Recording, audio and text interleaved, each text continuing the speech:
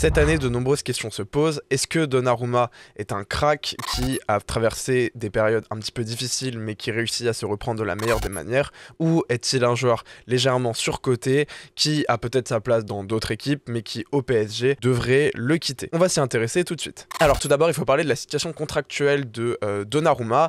Il est non pas en fin de contrat à la fin de cette saison mais de la saison suivante. On parle d'un salaire qui a été révélé par l'équipe qui est un des plus gros salaires à la fois du PSG mais aussi un des plus grands salaires en Europe pour un gardien.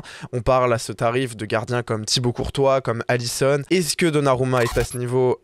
Absolument pas, et je pense qu'il est même pas le meilleur gardien de Ligue 1 cette saison. On parle d'une valorisation transfert qui, si c'est normal parce qu'aussi il arrive bientôt en fin de contrat, ne cesse de chuter depuis qu'il est au PSG pour atteindre aujourd'hui 35 millions. Je le redis, s'il prolonge, évidemment que sa valeur augmenterait, mais pour autant ça reste quand même une baisse, et ça prouve quand même qu'au PSG il ne valide pas toutes les bonnes choses qu'on attendait de lui.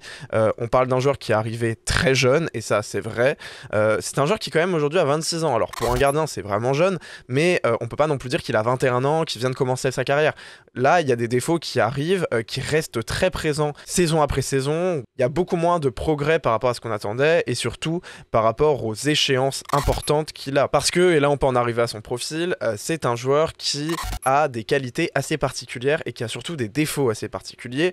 Déjà, c'est un gardien qui, sur sa ligne, est excellent. C'est normal, c'est aussi lié à sa taille. Il fait 1m96, il a une bonne détente. Donc évidemment que quand on l'allume de frappe, il arrive à faire des arrêts de fou. Et ça, c'est une vraie qualité qu'il a, c'est que parfois il va nous sortir des arrêts juste incroyables et auxquels on aurait pu ne pas s'attendre. Ça a été le cas face à Liverpool au match retour, et le match aller a été au contraire le révélateur de tous ses défauts. Parce que une fois que j'ai dit ça, faut quand même en arriver au fait qu'il fait beaucoup de boulettes. Et ça, c'est un truc qui revient tout le temps avec lui, c'est que c'est un joueur qui perd très vite en concentration, et d'ailleurs c'est un goal qu'on peut qualifier de goal qui est bon lorsqu'il est mis sous pression, c'est-à-dire que s'il a 5, 6, 7 arrêts à faire dans un match, il va les faire de très bonne manière, et là il va nous sauver des matchs. Par contre, lorsque le PSG ou l'équipe dans laquelle il joue est très dominante, il a très peu d'arrêts à faire, il doit rester concentré tout le match, là effectivement il va avoir beaucoup plus de difficultés à faire de bons arrêts, il va faire parfois des erreurs de dégagement, il va avoir du mal à aligner son cerveau avec ses pieds, et c'est vrai que c'est quelque chose qu'on voit quand même assez fréquemment. Dès qu'il est peu sollicité,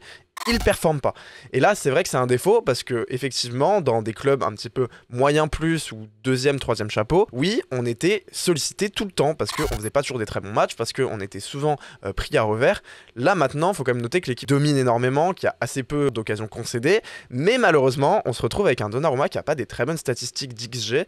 D'ailleurs, il surperforme pas, il nous permet pas de marquer vraiment des points. Il est limite à nous en faire perdre. Alors, on peut se dire, bon, il est pas catastrophique, c'est pas un mauvais gardien. Et là-dessus, on va pas se mentir, c'est pas non plus un mauvais gardien. Mais je le redis par rapport au contrat, c'est un gardien qui a un salaire de top joueur, et aussi on attend d'une équipe comme le PSG peut-être de remporter la Ligue des Champions, ou à minima d'être dans la compétition. Et comment on gagne une compétition comme ça? Il nous faut avoir des attaquants qui surperforment et surtout des gardiens qui nous sauvent. Ça a été le cas d'un Keylor Navas la saison où on va en finale avec le Final 8 puis le Final 4, parce que à ce moment-là, Navas, qui pourtant était moins grand, réussissait à nous sauver des matchs. Et même quand il était peu sollicité, il était présent, il était rassurant. Est-ce que Donnarumma est un joueur rassurant pour ses défenses?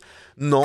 Et ça s'est encore vu récemment avec l'Italie, où il nous fait une bourde de déconcentration absolument gargantuesque, où il ne voit pas Kimmich, il ne voit pas ce corner qui est joué hyper rapidement par l'Allemagne, et ça c'est un peu une preuve de la déconcentration de Donnarumma. Je veux pas dire qu'il est mauvais, parce qu'encore une fois c'est pas le cas, c'est un joueur qui arrive vraiment à faire de bons arrêts, il a des qualités qui sont réelles. On voit aussi que depuis qu'il s'est fait complètement exploser la gueule en Ligue 1, depuis c'est étonnant, mais il est plus confiant, il arrive à faire plus de sorties, et on voit que quand ce joueur est en confiance, il performe. Donc ça c'est pas la question, mais encore une fois, est-ce que c'est au niveau auquel on l'attend?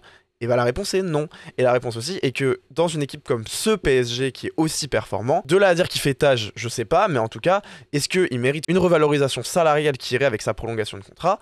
Non, absolument pas. On a des gardiens sur le marché qui pourraient avoir les mêmes performances et ont une perspective de progrès qui est meilleure. Oui, c'est le cas notamment de Lucas Chevalier, et moi, pour moi, c'est vraiment le joueur à recruter si on se séparait de Donnarumma. La réponse que je pourrais apporter à cette vidéo, c'est finalement, est-ce qu'il faut le prolonger? Moi, j'en suis pas convaincu. Est-ce que il faut s'en séparer? Oui, à partir du moment où on peut en tirer une bonne indemnité de transfert, et surtout à partir du moment où on peut le remplacer par un très bon gardien, un Chevalier justement, pourrait remplir ce rôle, et ce sera l'occasion d'en parler dans la prochaine vidéo. Merci, j'espère que vous avez apprécié cette vidéo, n'hésitez pas à la partager, à la liker et à vous abonner, ça permet de soutenir ma chaîne. Salut!